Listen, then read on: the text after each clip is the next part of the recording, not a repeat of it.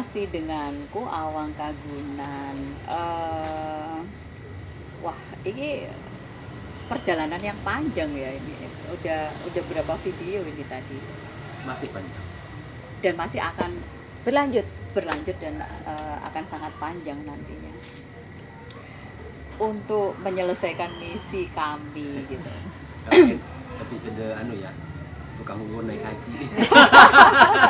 Oh iya, berjilid-jilid. Tadi kita bahas tentang apa ya? Tentang sanat. Ya, sangat. Tentang sanat. Terus sekarang kita mau bahas tentang apa?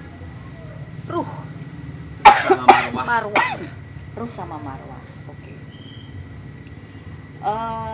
Mungkin aku sedikit flashback pada saat apa teknik itu, atau bukan teknik ya tepatnya, ilmu pengetahuan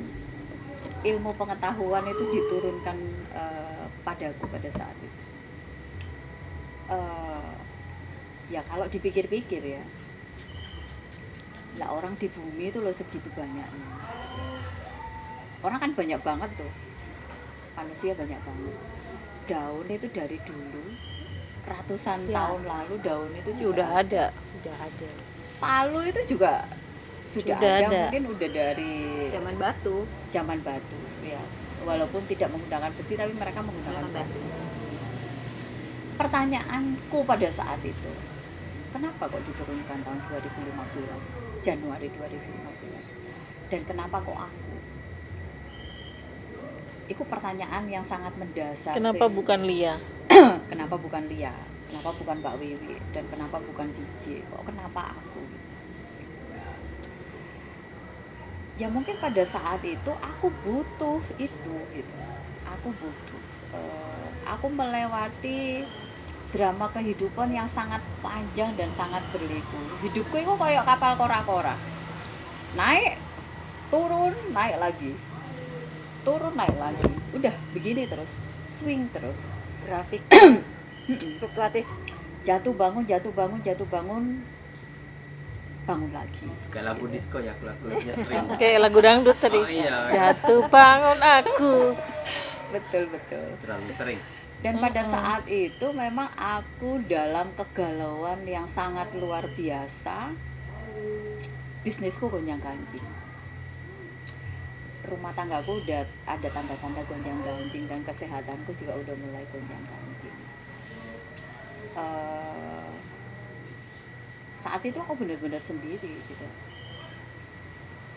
Ada saudara, ada teman, tapi aku harus melewati dan menghadapi semua fase itu sendirian. Dan akhirnya Tuhan menurunkan ilmu pengetahuan itu, terus aku berproses untuk mematangkan teknik itu, dan sampai pada akhirnya itu menjadi teknikku untuk healing, untuk menghadapi segala problematika hidup, bahkan sampai aku jatuh terpuruk dalam kebangkrutan yang sangat luar biasa. Itu bangkrut dari sisi bisnis dan dari sisi ekonomi ya, dari sisi finansial. Rumah tangga pun juga kacau balau, sangat kacau balau.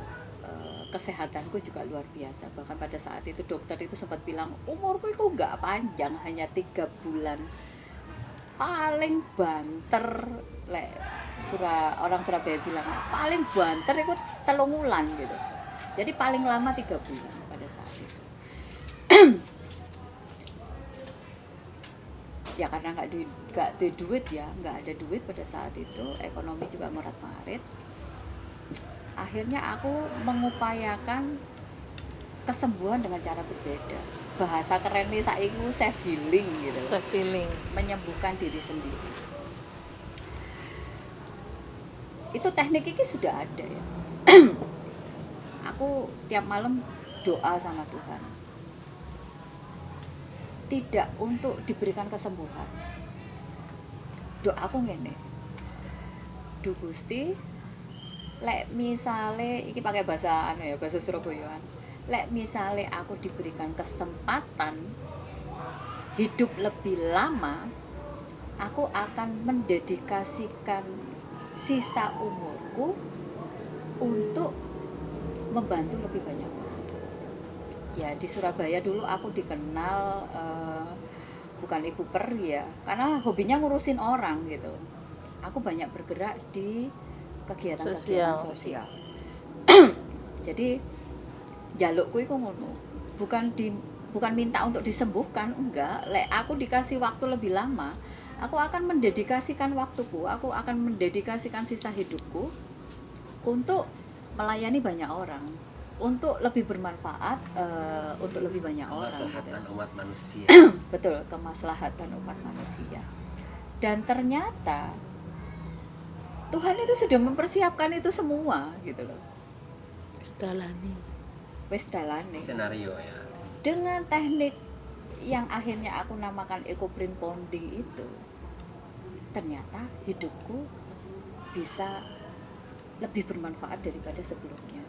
Walaupun pada saat itu aku sudah dalam kejatuhan, kebangkrutan, aku nggak punya daya lebih untuk membantu orang lain.